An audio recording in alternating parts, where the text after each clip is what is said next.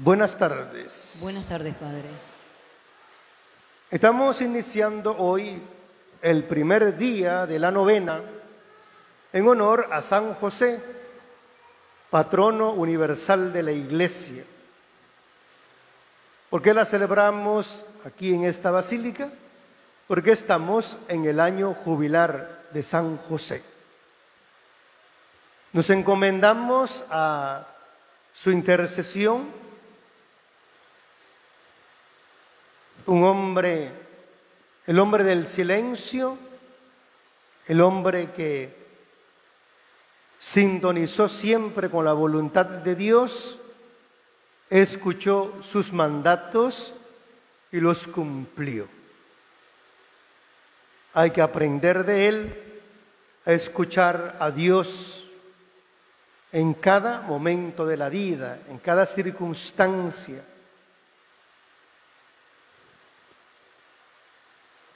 El evangelio que hemos proclamado, relativamente corto, de San Mateo, nos presenta a Jesús hablando con los discípulos, diciéndoles acerca de la ley y de los profetas, resaltando la importancia de cumplir la ley y los profetas, de obedecer los mandatos de Dios, porque los mandamientos son normas o mandatos de Dios. Y Jesús advierte que Él no ha venido a abolirlos, Él vino para darle plenitud. La ley indicaba el bien, mandaba, ordenaba todo aquello que hacía crecer la vida, pero a la vez prohibía lo que disminuía la vida. Los profetas, por su parte, apelaban a la ley y pedían al pueblo cumplir la ley. Denunciaban toda transgresión a la ley. Pero los contemporáneos de Cristo, había llegado un momento en el que la ley se había hecho bastante pesada, porque se fueron añadiendo una serie de normas que dicen los conocedores que 613 o aún más, una gran cantidad de normas. Es decir, que era casi imposible cumplir la ley en ese sentido. Prácticamente todo el mundo la transgredía. Y entonces, ¿qué había que hacer, pues?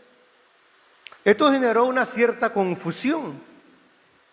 Precisamente, un hombre le preguntó a Jesús, ¿cuál es el mandamiento más importante de la ley? Porque con tantos, ¿qué se va a hacer? Y entonces el Señor aprovechó aquel momento y dice, amar a Dios, el primero, sobre todas las cosas. Este es el más grande, el mayor de los mandamientos. Y el segundo, amar al prójimo como a uno mismo. En el fondo, es un solo mandamiento. El mandamiento del amor con dos direcciones, a Dios y al prójimo. Y en esa ocasión Jesús dice taxativamente, la ley y los profetas penden de estos dos mandamientos. Sobre ellos está la ley y los profetas, penden de ellos. Como vemos o como veíamos, la ley era una carga para el pueblo Jesús viene a liberarnos de la esclavitud de la ley. Pero no nos va a liberar aboliendo la ley, sino cumpliendo plenamente la ley. El Señor Jesús, hemos escuchado que ha dicho antes, mi alimento es hacer la voluntad de mi Padre que me ha enviado. Como Él cumple, da plenitud a la ley y a los profetas, Dios Padre, recordemos en el momento del bautismo en el Jordán, cuando se posa el Espíritu Santo en figura de paloma, está Jesús allí y hay una voz que viene de las nubes, la voz del Padre, la presencia trinitaria. Y allí dice el texto que de la voz indicaba, este es mi Hijo amado, escúchenlo. Porque escuchar a Jesús es aprender a hacer la voluntad de Dios Padre. Y el que hace la voluntad de Dios Padre va a cumplir los mandamientos. Y el amor es el mandamiento por excelencia. Por eso, el que ama cumple la ley. Como diría San Agustín, ama y haz lo que quieras.